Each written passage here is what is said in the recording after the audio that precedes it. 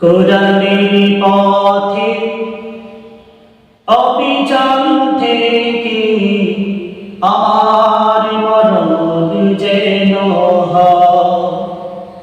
ঈমানের পথে অবিচল থেকে আমার মরণ যেন হয়। কোরআনের পথে অবিচল থেকে আমার মরণ যেন হয়। তোমারই কাছে মিনতি আমার, ও গো মহামহিম দয়াময়। কোরআনের পথে অবিচল থেকে আমার মরণ যেন হয়। কোরআনের পথে অবিচল থেকে আমার মরণ যেন হয়। প্রতিদিন মিথ্যে মুখোমুখি হয়, শয়তান প্রতিদিন ফাসিকেরা করে হইচই।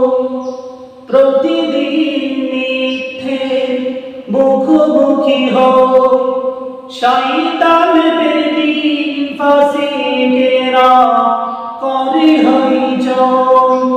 তাদের পথ থেকে আমাকে তুমি নাও গো কবুল করে, ও গো দয়াময়। কোরআনের পথে অবিচল থেকে আমার মরণ যেন হয়। ঈমানের পথে অবিচল থেকে আমার মরণ যেন হয়। পৃথিবীতে আমরা সবাই সফল হতে চাই,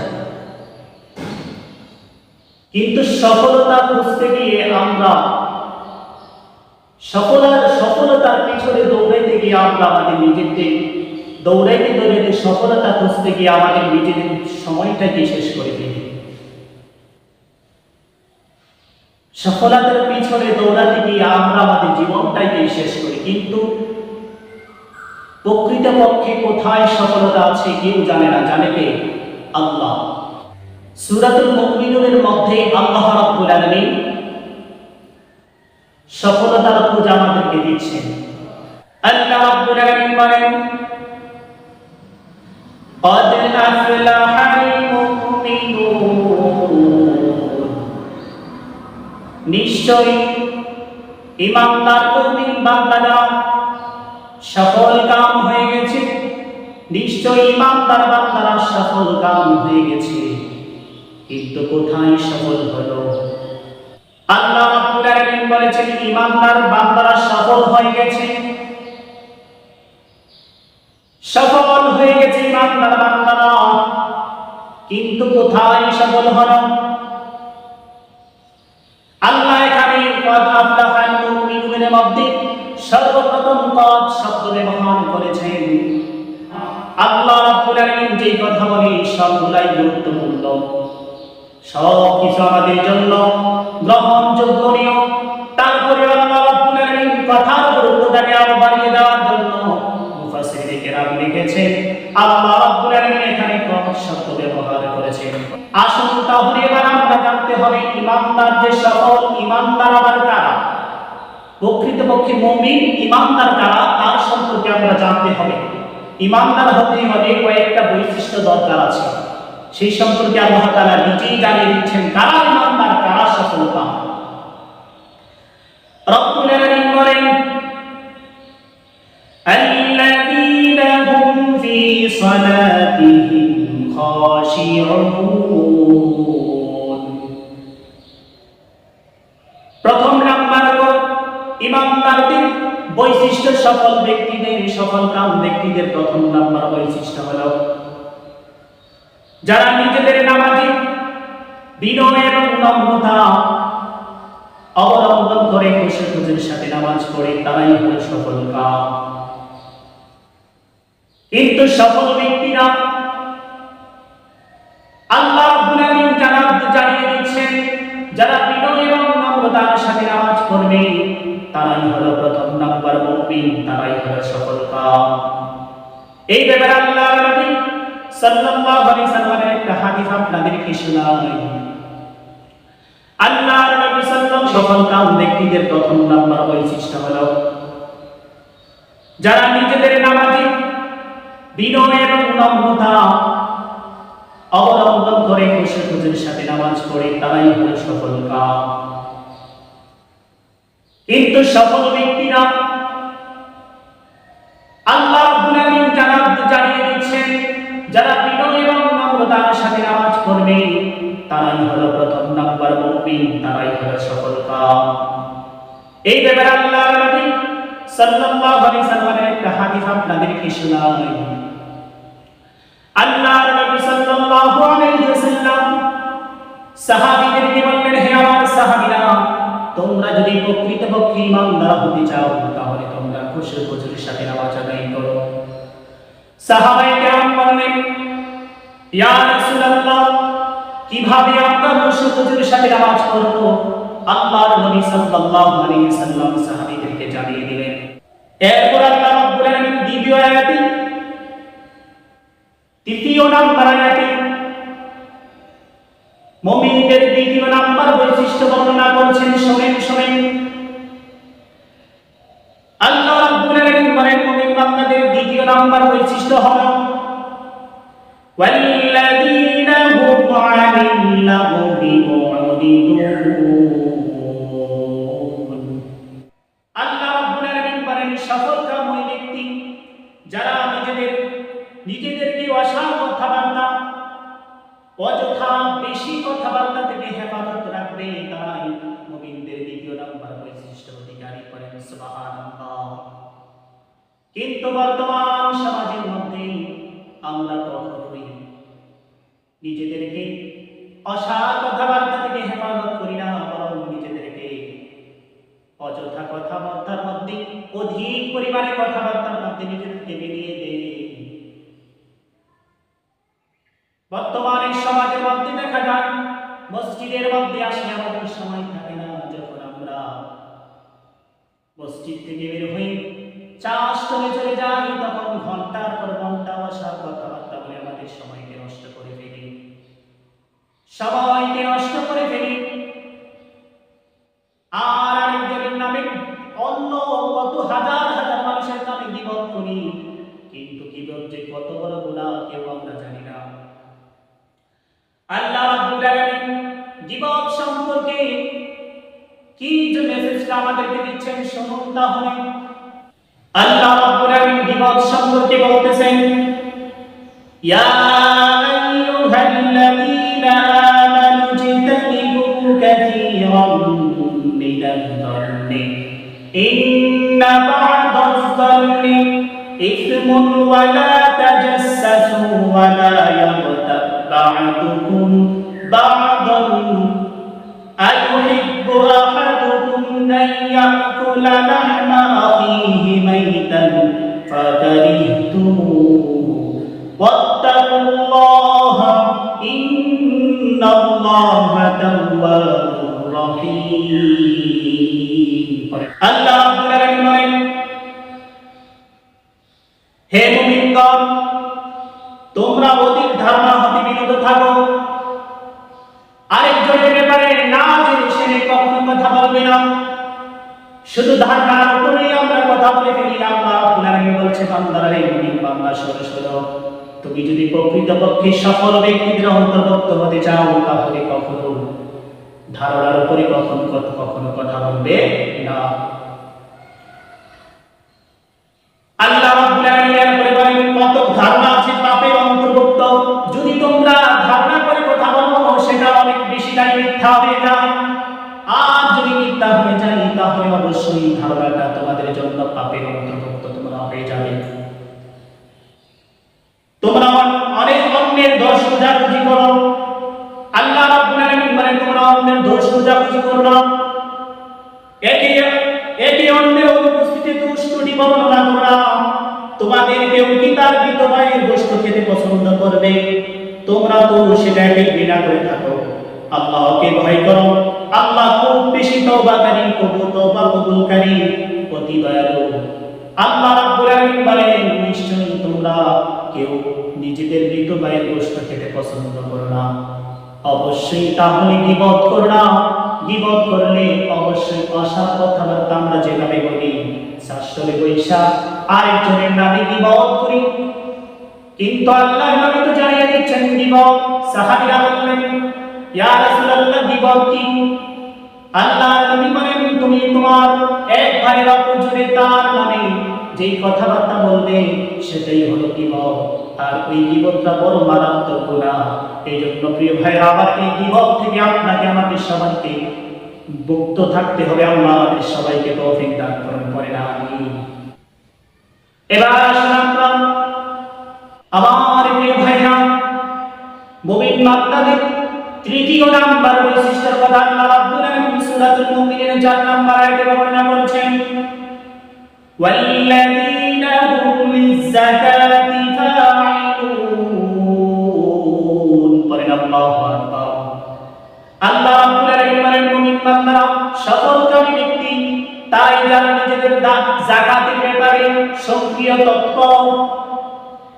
আল্লাহ আপনাকে প্রিয় ভাইরা আমার, আল্লাহ আপনাকে অর্থ দিয়েছে, টাকা দিয়েছে, আপনি এগুলা থেকে দান করবেন, যাকাত দান করবেন। কিন্তু আমাদের বর্তমান সমাজে দেখা যায় অর্থনৈতিক কিছু টাকার মালিকেরা আজকে তারা যাকাতের টাকা থেকে কিছু টাকা নিয়ে বাজার থেকে কিছু সস্তা দামি শাড়ি এবং লুঙ্গি কিনে নিয়ে আসে। এগুলা নিয়ে বিশাল বড় লাইনদার করি, মানুষকে ভাবে দেয়। আর এই সস্তা দামের কিছু লুঙ্গি এবং শাড়ি আনতে গিয়ে কত মানুষ মৃত্যুবরণ করে। অথচ আল্লাহর নবী বলেছেন, এটা যাকাতের এক ব্যাপারে সক্রিয় ব্যাপার, এটা নয়। মুফাসসিরিন কেরাম লিখেছেন, যাকাতের ব্যাপারে সক্রিয় অর্থ হচ্ছে আপনার আশেপাশের মানুষগুলা যারা না খেয়ে আছে, গরিব আছে, তাদেরকে রাতের অন্ধকারে আপনি একাকি তাদেরকে আপনার যাকাতের টাকা থেকে তাদেরকে দিয়ে আসবেন। ওইভাবে যদি আপনি যাকাত দিতে পারেন, তাহলে আপনি সফলকামী ব্যক্তিদের অন্তর্ভুক্ত হতে পারবেন। আল্লাহ আমাদের সবাইকে কবুল করেন, পড়েন আমিন। আল্লাহ রাব্বুল আলামিন মুমিন বান্দাদের 4 নম্বর বৈশিষ্ট্যের কথা বর্ণনা করেছেন। প্রিয় ভাইরা, 4 নম্বর মুমিন বান্দাদের 4 নম্বর বৈশিষ্ট্য হলো ওয়াল্লাযীনা হুম লিফুরুজিহিম হাফিজুন। মুমিন বান্দাদের 4 নম্বর বৈশিষ্ট্য হলো যারা নিজেদের যৌনাঙ্গকে সংরক্ষণ করে, অর্থাৎ নিজেদের লজ্জাস্থানকে হেফাজত করে, লজ্জাস্থানকে অন্য পর নারী থেকে নিজেদেরকে হেফাজত করে নেয়। তবে আল্লাহ রাব্বুল আলামিন এরপরে আবার বলে দিচ্ছেন, ইল্লা আলা আযওয়াজিহিম আও মা মালাকাত আইমানুহুম ফাইন্নাহুম গায়রু মালুমিন। পরে আল্লাহু আকবার। তবে আল্লাহ রাব্বুল আলামিন বলেন, তবে নিজেদের স্ত্রী ও মালিকারা ভুক্ত দাসী জীবিত, কারণ এই ক্ষেত্রে তারা নিন্দা থেকে মুক্ত। মুমিন বান্দারা আমার প্রিয় ভাইরা, নিজেদের স্ত্রী এবং দাসী জীবিত, অন্য কারো কোনো কল্যাণের সাথে সম্পৃক্ত লিপ্ত হওয়া যাবে না। তবে নিজেদের স্ত্রীর সাথে যদি মেলামেশা করে তাতে কোনো সমস্যা নাই। তবে এর চাইতে অধিক করতে গেলে সমস্যা আল্লাহ তাআলা এরপরে আয়াতে বলে দিচ্ছেন, ফামান ইবতাগা ওয়ারা যালিকা ফাউলাইকা হুমুল আদুন। পড়েন আল্লাহু আকবার। আল্লাহ রাব্বুল আলামিন বলেন, এর চাইতে অধিক, এদের অতিরিক্ত যারা কামনা করে তারাই সীমা লঙ্ঘনকারী। এর চাইতে অধিক বেশি করলে তারাই সীমা লঙ্ঘনকারী। আপনি আপনার স্ত্রীর সাথে, আপনার দাসীর সাথে সম্পর্ক করতে পারেন, কোনো সমস্যা নাই।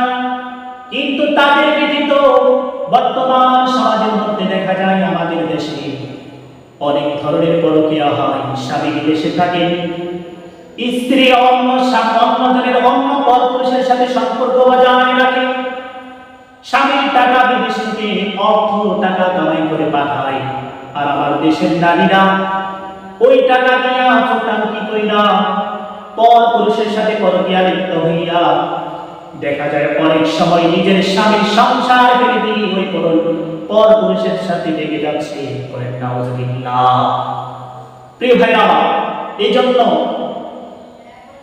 আপনাকে আমাকে অনেক পুরুষদেরকেও দেখা যায় তারা তাদের স্ত্রীকে রেখে অন্য নারীর সাথে তার সম্পর্ক করে, কিন্তু এগুলা করা যাবে না। মুমিনদের আপনি যদি মুমিন বান্দাদের অন্তর্ভুক্ত হতে চান, তাহলে অবশ্যই আপনাকে এগুলা থেকে হেফাজত থাকতে হবে।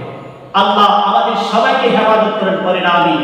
প্রিয় ভাইরা, আজকের আলোচনার বিষয়ে সবচেয়ে বড় কথা এই সম্পর্কে আপনাদেরকে কিছু কথা বলব। আল্লাহ নবী বলেন, সাহাবীদেরকে বলেন, হে আমার সাহাবীরা শোনো, যদি তোমরা কোন আমার উম্মত যদি কোন দুইটা বিষয়ের উপর আমাকে গ্যারান্টি দিতে পারে, আমি আল্লাহর নবী তাকে জান্নাতের ঘোষণা দিয়ে দিলাম। বলেন সুবহানাল্লাহ। সাহাবায়ে কেরাম প্রশ্ন করলেন, ইয়া রাসূলুল্লাহ, ইয়া হাবিবাল্লাহ, কোন দুইটা বিষয়? আল্লাহর নবী বলেন, নাম্বার 1 হচ্ছে, হে আমার সাহাবীরা, কে যদি এই জিনিসটার উপর দুই জুয়ারের মাঝখানে, অর্থাৎ দুই গালের মাঝখানে, দুই চাপার মাঝখানে জিহ্বাকে হেফাজত সংরক্ষণের দায়িত্ব যদি সে আমাকে বলতে পারে, আমি আল্লাহর নবী ঘোষণা দিলাম সে সফলকাম। দ্বিতীয় নাম্বার, গালের মধ্যবর্তী স্থান লজ্জাস্থানের হেফাজত। আমার প্রিয় ভাইরা, যদি এই দুইটা জিনিসের উপর দুই লজ্জাস্থানকে যদি আপনি হেফাজত করতে পারেন, আল্লাহর নবী বলেন জিহ্বা এবং লজ্জাস্থানকে যদি আপনি হেফাজত করতে পারেন, আল্লাহর নবী বলেন আমি আমার ওই উম্মতকে জান্নাতে যাওয়ার ব্যাপারে গ্যারান্টি দিয়ে দিলাম। বলেন সুবহানাল্লাহ। এই ব্যাপারে আপনাদেরকে কিন্তু বর্তমান সমাজের মধ্যে দেখা যায় আমাদের দেশে সবচেয়ে বেশি এগুলা নিজের জিহ্বাকে আমরা সংরক্ষণ হেফাজত করি না, আরেকজনের নামে গীবত করে আমরা আমাদের জিহ্বাকে নাপাক করে ফেলি। শুধু তাই নয়, লজ্জাস্থানের হেফাজত করি না, অন্য নারীদের সাথে সম্পর্ক করে আমাদের লজ্জাস্থানকে আমরা হেফাজত করতে পারি না, পরকীয়ার মধ্যে লিপ্ত হয়ে যায়। এই ব্যাপারে আপনাদেরকে একটা ঘটনা শোনাতে চাই, বনি ইসরাইলের 3 যুবকের ঘটনা শোনাতে চাই। এই 3 যুবকের ঘটনা জেনে অবশ্যই 3টা বিষয় আপনাদেরকে বোঝাবো। প্রিয় ভাইরা আমার, বনি ইসরাইলের যুগে 3 জন যুবক ছিল। 3 যুবক একদিন পাহাড়ের চূড়ায় দিয়ে পাহাড়ের গাছ দিয়ে নিকটবর্তী দিয়ে হেঁটে যাচ্ছিল। হঠাৎ করে আসমান থেকে ভারী বৃষ্টি বর্ষণ শুরু হয়ে গেল, তুফান শুরু হয়ে গেল। বনি ইসরাইলের 3 জন যুবক পাহাড়ের একটা গুহার ভিতরে প্রবেশ করে ফেলে তারা বৃষ্টি থেকে বাঁচার জন্য। কিন্তু হঠাৎ করে আল্লাহর হুকুমে ওই পাহাড় থেকে একটা পাথর এসে তাদের ওই গুহার যে দরজা আছে, গুহার দরজার মধ্যে পড়ে যায়। বিশাল বড় পাথর পড়ে যায়, তাদের গুহার মুখের সামনে পড়ে যায়। 3 জন যুবক বলল, হায় রে, যেই বৃষ্টি থেকে জল তুফান থেকে বাঁচার জন্য আমরা গুহার মধ্যে অবস্থান করলাম, আজকে সেই গুহার মধ্যে এখন তো বিশাল বড় পাথর পড়ে গেছে, আমরা এখন কিভাবে বের হব? 3 জন যুবক মিলে অনেকক্ষণ পর্যন্ত চিন্তা করলেন, কিন্তু বের হতে পারতেছে না। অনেক চেষ্টা করার পরে কোনো সফল হচ্ছে না। একজন বলে ফেলল, আমরা এই বিপদ থেকে কখনোই বের হতে পারবো না। যদি বের হতে হয় তাহলে অবশ্যই আল্লাহর পক্ষ থেকে সাহায্য লাগবে। একমাত্র আমাদেরকে এই গুহা থেকে বিপদ থেকে মুক্তি করতে পারে একজন আল্লাহ। বলেন তিনি কে? আল্লাহ। একজনই আমাদেরকে এই গুহা থেকে মুক্তি দিতে পারে, আর কেউ পারে না। বলল কিভাবে আল্লাহর কাছে এখন আমরা কি চাইব? তিনজন যুবকের মধ্যে বলল, একজন যুবক বলল আমাদের মধ্য থেকে আমাদের কি ভালো কোন কাজ করবো আসেনি, ওই কাজগুলা নিয়ে আজকে আমরা আল্লাহর কাছে দোয়া চাইবো, অবশ্যই আল্লাহ আমাদেরকে হেফাজত করবে। পরক্ষণের মধ্যে একজন যুবক, প্রথমে একজন যুবক বলা শুরু করে দিল, আল্লাহ, ও আল্লাহ,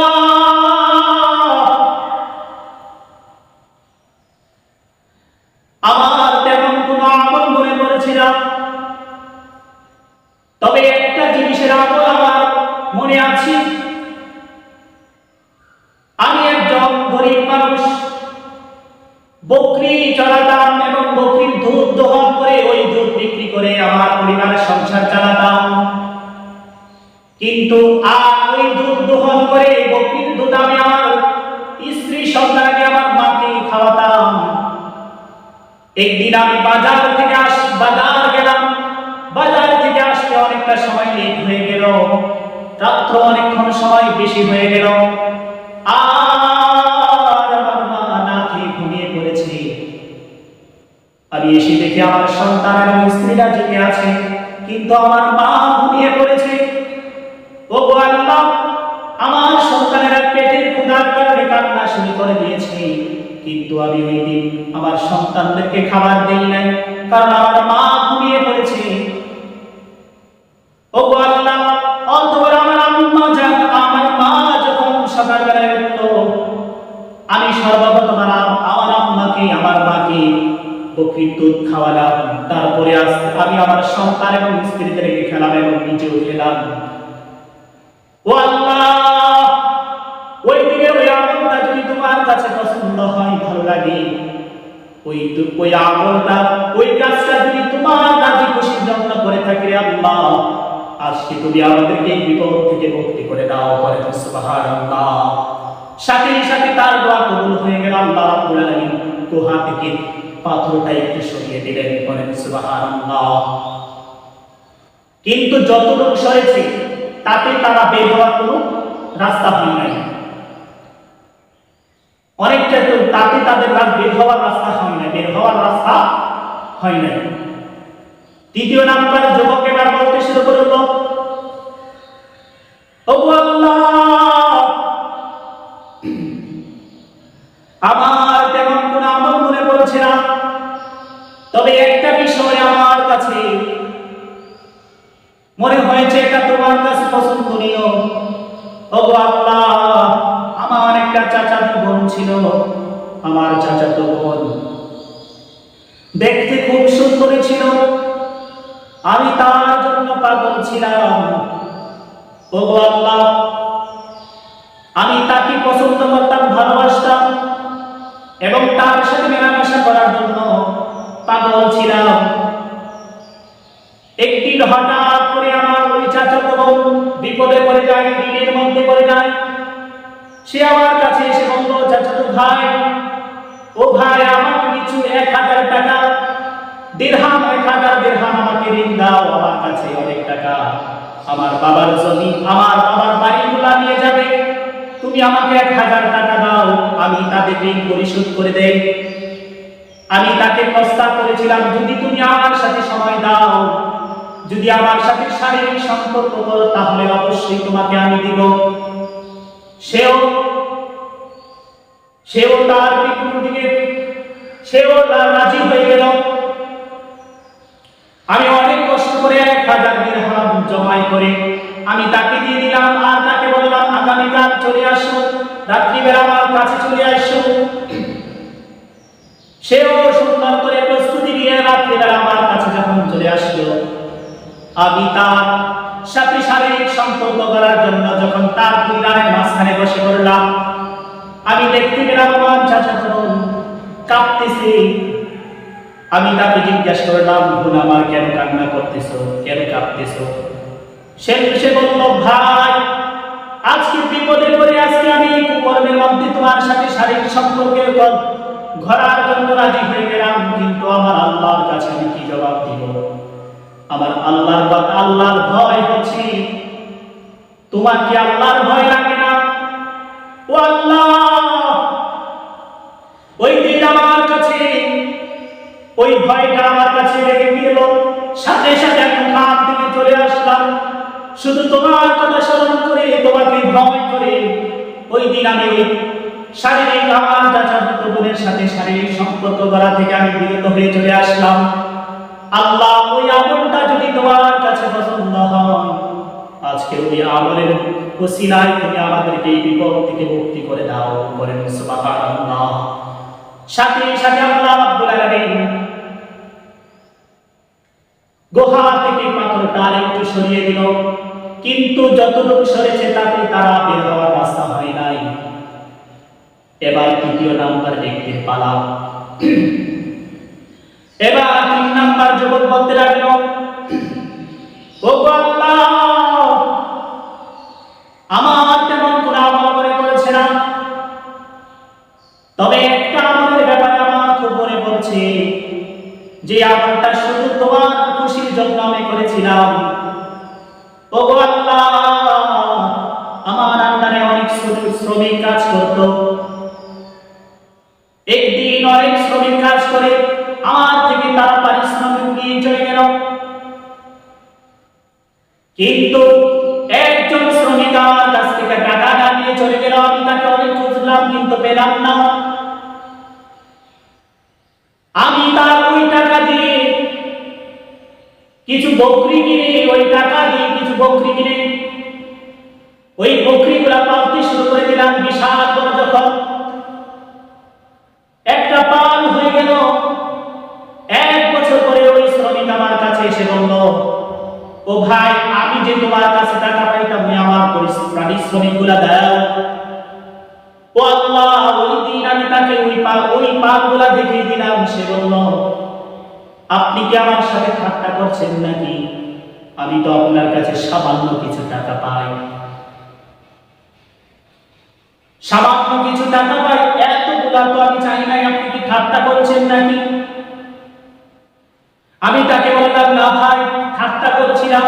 তুমি যে ওই 1 বছর আগে আমার কাছে যে পারিশ্রমিকের টাকাটা রেখে চলে গিয়েছিলে, ওই টাকা দিয়ে আমি কিছু বকরি কিনে লালন পালন শুরু করে দিয়েছি, আর ওখান থেকে বকরিগুলা এতগুলা পাল হয়েছে, এখন এগুলা তোমার টাকার অংশ, তুমি নিয়ে চলে যাও।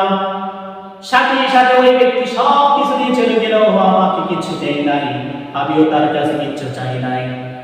ও আল্লাহ, ওই দিনের ওই আমলটা যদি তোমার কাছে পছন্দ হয়, আজকে ওই আমলের উসিলায় তুমি আমাদেরকে এই বিপদ থেকে, এই গুহা থেকে মুক্তি দান করো। পরে আমিন, সুবহানাল্লাহ। সাথে সাথে আল্লাহর রহমতে, আল্লাহর ইশারায় ওই গুহা থেকে পাথরটা পরিপূর্ণ সরে যায়। 3 যুবক সুন্দর করে বেরিয়ে চলে আসে। পড়েন সুবহানাল্লাহ। এই 3 যুবকের ঘটনা থেকে আমরা 3টা বিষয় জানতে পেরেছি। নাম্বার 1, প্রথম ব্যক্তি, প্রথম যুবক, সে তার মায়ের খেদমত করার জন্য তার স্ত্রী সন্তানদেরকে পর্যন্ত খাওয়ায় নাই, যার কারণে আল্লাহ রাব্বুল আলামিন তার এই খেদমতটাকে এতটাই পছন্দ করে দিয়েছে, আল্লাহ তাআলা ওই দিন বিপদ থেকে আল্লাহ তাআলা তাকে হেফাজত করেছে। বলেন সুবহানাল্লাহ। দ্বিতীয় নাম্বার শিক্ষণীয় বিষয়টা আমরা যেটা পেলাম, যে যুবক নিজের লজ্জাস্থানকে, আল্লাহকে ভয় করে নিজের লজ্জাস্থানকে হেফাজত করেছে, যার কারণে আল্লাহ রাব্বুল আলামিন আজকে তাকে বিপদের মুহূর্তে আল্লাহ রাব্বুল আলামিন গুহা থেকে তাকে মুক্তি দান করেছেন। করেন সুবহানাল্লাহ। আমরাও যদি আমাদের নিজেদেরকে আল্লাহর ভয়ে নিজেদের অপকর্ম থেকে হেফাজত করতে পারি নিজেদেরকে, অবশ্যই আল্লাহ আমাদেরকে বিপদ থেকে মুক্তি করে দেবেন। সুবহানাল্লাহ। 3 নাম্বার যে শিক্ষণীয় ঘটনাটা আমরা পেলাম, আমানতের রক্ষা করা। ওই যুবক তার ওই শ্রমিকের পারিশ্রমিক গুলা খাটাইয়া ওই পারিশ্রমিক গুলা দিতে অস্বীকার করে নাই, বরং আসার সাথে সাথে যা তার পাওনা ছিল তার চেয়ে অধিক তার সমস্ত পাওনা গুলা তাকে বুঝিয়ে দিয়েছে। সুবহানাল্লাহ। এই জন্য প্রিয় ভাইরা আমার, প্রকৃতপক্ষে যদি আপনি সফল ব্যক্তিদের অন্তর্ভুক্ত হতে চান, তাহলে অবশ্যই আপনাকে এই ওয়াদা রক্ষা করতে হবে, আমানত রক্ষা করতে হবে। আল্লাহ আমাদের সবাইকে তৌফিক দান করুন, পড়েন আমিন। এই জন্য প্রিয় ভাইরা, মুমিন বান্দাদের চার নাম্বার বৈশিষ্ট্য কথা যেটা বলতেছিলাম বললাম, সেটা হলো মুমিন বান্দারা নিজেদের লজ্জাস্থানকে হেফাজত করবে, অপকর্মদেরকে নিকট থেকে নিজেদেরকে বাঁচাবে। কিন্তু বর্তমান সমাজের মধ্যে, আমাদের এই সমাজের মধ্যে দেখা যায়, মানুষ গুনাহের জন্য, অপকর্মের জন্য এতটাই লিপ্ত হয়ে পড়েছে। আমাদের সামনে স্মার্টফোন দিয়ে আমরা যে খারাপের মধ্যে লিপ্ত হয়ে যাই। বর্তমানে দেখা যায় নাটক সিনেমাগুলোর মধ্যে তারা ভালোবাসা এবং অপকর্ম করা এত সুন্দর করে উপস্থাপন করছে, আজকে ছোট ছোট বাচ্চারা পর্যন্ত প্রেম প্রীতি আর ভালোবাসার দিকে দাবিত হয়ে যাচ্ছে। কিন্তু আমাদের দেশের অবদান বেড়েছে। অবদান কি জানেননি? ছোট ছোট বাচ্চারা পর্যন্ত আজকে সব কিছু বুঝে, ভালোবাসা প্রেম প্রীতি আপনার আমার চাইতে ছোট ছোট বাচ্চারা ভালো বুঝে ফেলেছে। এটা বুঝবিল্লাহ। এই ব্যাপারে আমি আপনাদেরকে একটা গানে ছোট বাচ্চাদের একটা অবদান, যে আমার দেশের কি অবদান, সেটা ব্যাপারে একটা গান শোনাতে চাই,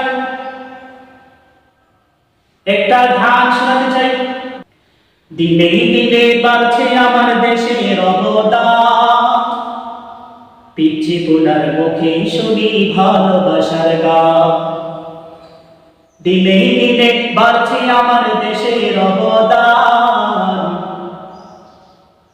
বাচ্চা পোলার মুখে শুনি ভালোবাসার গান, পিচ্ছি পোলার মুখে শুনি প্রেম প্রীতির গান।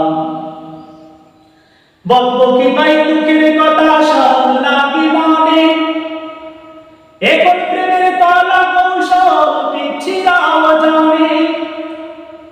বলবো কি ভাই দুঃখের কথা, সব লাগি মনে, এখন প্রেমের কলা কৌশল পিচ্ছিরাও জানে।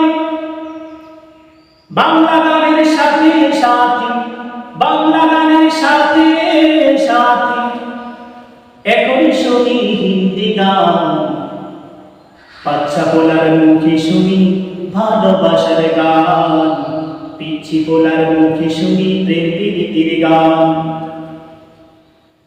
মাঝে মধ্যে আমরা যখন রাস্তা দিয়ে হাঁটা যাই, পিচ্ছি পোলাই সুর তুলেছে, বুকটা বাইটা যায়। মাঝে মধ্যে আমি যখন রাস্তা দিয়া হাঁটা যাই, পিচ্ছি পোলাই সুর তুলেছে, বুকটা বাইটা যায়। হাই মমতাজ লাগাই নীলাজ, হাই মমতাজ লাগাই নীলাজ, এখন শুনি প্রেমের গান, বাচ্চা পোলার মুখে শুনি প্রেম প্রীতির গান, পিচ্ছি পোলার মুখে শুনি ভালোবাসার গান। দিনে দিনে বাড়ছে আমার দেশের অবদান, পিচ্ছি পোলার মুখে শুনি ভালোবাসার গান, ছোট্ট পোলার মাঝে শুনি ভালোবাসার গান। নাউজুবিল্লাহ। বর্তমান সমাজ, আমার প্রিয় ভাইরা, ছোট ছোট বাচ্চারা পর্যন্ত নিজেদেরকে খারাপ দিকে ধাবিত করে ফেলছে। আল্লাহ আমাদের সবাইকে, আমাদের সন্তানদেরকে আল্লাহ তুমি হেফাজত করে করেন সবাই আমিন। প্রিয় ভাইরা আমার, মুমিন বান্দাদের, সফলকামী ব্যক্তিদের আরেকটা বৈশিষ্ট্য হচ্ছে আল্লাহ তাআলা সূরাতুল মুমিনুনে ৮ নম্বর আয়াতে বলেছেন, রব্বুল আলামিন বলেন, মুমিন বান্দাদের, সফল ব্যক্তিদের আরেকটা বৈশিষ্ট্য হলো আল্লাযীনা লিআবাদাতিহিম ওয়া আহদিহিম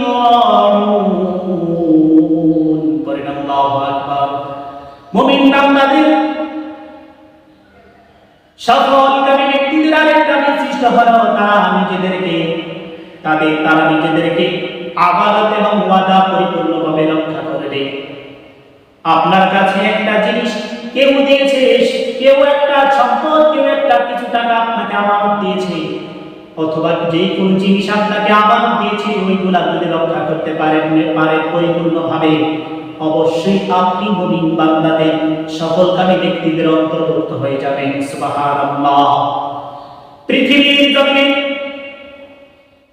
আল্লাহ রাব্বুল আলামিনের হাবিব সবচেয়ে বেশি আমানতদারি রক্ষা করার জন্য শ্রেষ্ঠ ব্যক্তি ছিলেন আমাদের নবী হযরত মুহাম্মদুর রাসূলুল্লাহ।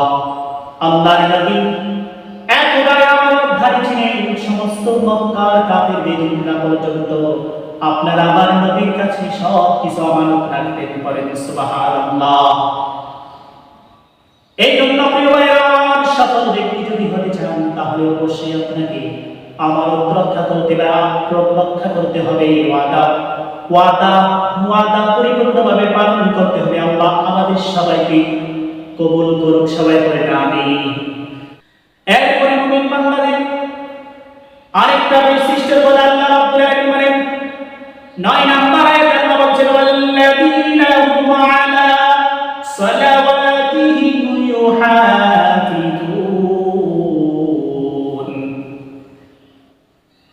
মুমিন বান্দাদের আরেকটা বৈশিষ্ট্য হলো মুমিন বান্দারা সফলকামী ব্যক্তিরা তারা নিজেদের নামাজের ব্যাপারে যত্নবান হবে। সুবহানাল্লাহ। প্রিয় ভাইরা আমার, আপনি আপনার নামাজের মধ্যে যত্নবান যদি আপনি হতে পারেন, আপনি আপনার নামাজের মধ্যে যদি যত্নবান হতে পারেন, 5 ওয়াক্ত নামাজের ক্ষেত্রে আমরা দেখা যায় অনেক সময় লেট করে ফেলি। আযান হয়েছে, আমরা নিজেদের কাজকর্মে ব্যস্ত রেখেছি। এটা আসলে ওয়াদা রক্ষা করার কথা বলা হয় না। ওয়াদা কি?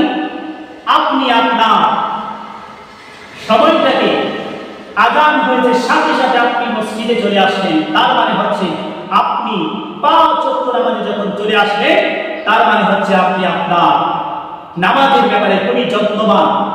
আর এমন যত্নবান যদি হতে পারেন, আল্লাহ রাব্বুল আলামিন বলেন নিশ্চয়ই সে সফল ব্যক্তিদের অন্তর্ভুক্ত করেন। সুবহানাল্লাহ। আল্লাহ আমাদের সবাইকে সফল ব্যক্তিদের অন্তর্ভুক্ত হওয়ার তৌফিক দান করুন। বলেন সবাই আমিন। এতক্ষণ পর্যন্ত প্রিয় ভাইরা আমার, আমরা যে শুনলাম যে মুমিন বান্দারা কারাই সফলকাম ব্যক্তি, তাদের গুণ কি, তাদের বৈশিষ্ট্য কি, সেটা আমরা জানতে পারলাম। এবার আসুন, তারা যে সফলকাম কি করে হলো, আল্লাহ তাআলা ঘোষণা দিয়ে দিচ্ছেন যাদের মধ্যে এই বৈশিষ্ট্যগুলো থাকবে তাদের ব্যাপারে আল্লাহ কি বলছে শুনুন। রব্বুল আলামিন বলেন উলাইকা হুমুল ওয়ারিসুন। এই বৈশিষ্ট্যগুলো যাদের মধ্যে বিদ্যমান থাকবে তারাই হলো ওই উত্তরাধিকারী, তারাই হলো ওই সফল ব্যক্তি, তারাই হলো উত্তরাধিকারী। কিসের উত্তরাধিকারী? আল্লাহ নিজে আবার জানিয়ে দিচ্ছেন আল্লাযীনা ইয়ারিসুনাল ফিরদাউসা হুম ফিহা খালিদুন। পড়েন আল্লাহু আকবার। আল্লাহ রাব্বুল আলামিন বলেন তারা ফিরদাউসের উত্তরাধিকারী লাভ করবে, তারা চিরস্থায়ী হবে। পড়েন সুবহানাল্লাহ। এই বৈশিষ্ট্যগুলি যদি আপনার মধ্যে বিদ্যমান থাকে তাহলে অবশ্যই আমরা ওই জান্নাতের উত্তরাধিকারী হতে পারবো। অবশ্যই আমরা সফল ব্যক্তিদের অন্তর্ভুক্ত হতে পারবো। এই বৈশিষ্ট্যগুলো আপনার আমার মধ্যে যদি বিদ্যমান থাকে, অবশ্যই আল্লাহর জান্নাতে যাওয়ার জন্য মুমিন বান্দাদের আল্লাহ যে বলেছেন কাদ আফলাহাল মুমিনুন, নিশ্চয়ই মুমিন বান্দারা সফলকাম, ওই সফলকামী ব্যক্তিদের অন্তর্ভুক্ত আমরা হয়ে যাইব। আল্লাহ আমাদের সবাইকে সফল ব্যক্তিদের অন্তর্ভুক্ত হওয়ার তৌফিক দান করুন।